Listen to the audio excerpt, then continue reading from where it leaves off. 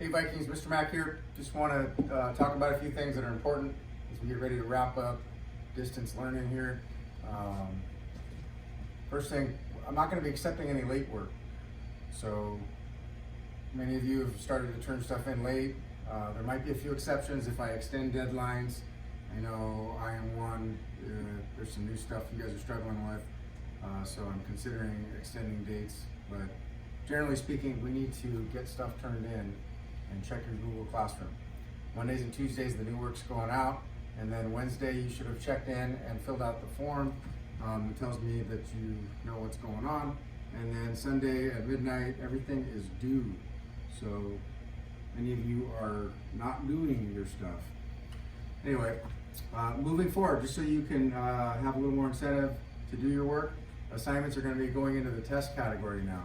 So they're going to be worth 10 test points, and instead of going into the assignment category, which is only worth 20% of your grade, they're going to go into the 70% category. So it's going to be some incentive for you guys to do your work and for you to have a chance to improve your grade for some of you that pertains to.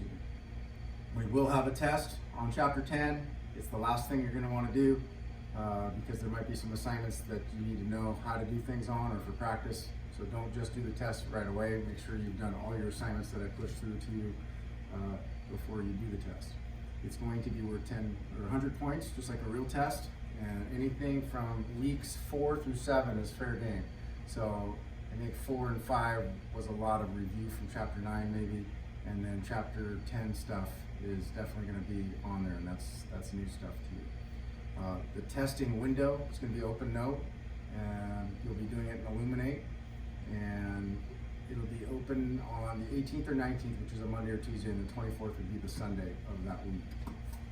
So you'll have time to do that. Don't forget to do it. Okay.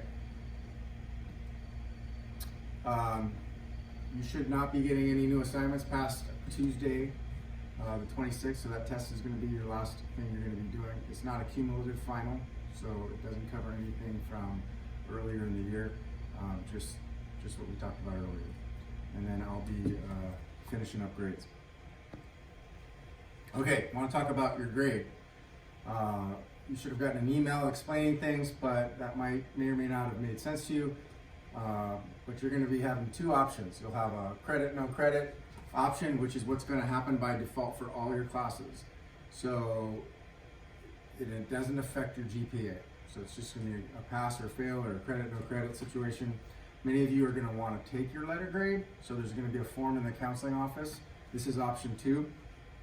This does affect your GPA. So for example, if you've got an A or a B and your GPA or cumulative GPA is lower than that, say it's a 2.5, I would recommend keeping your letter grade because it's going to have a chance to affect your GPA in a positive manner. Now, if you're a 4.0 student and you get a C, then you would probably want to choose the credit, no credit option because you don't want that C to affect your grade in a negative way.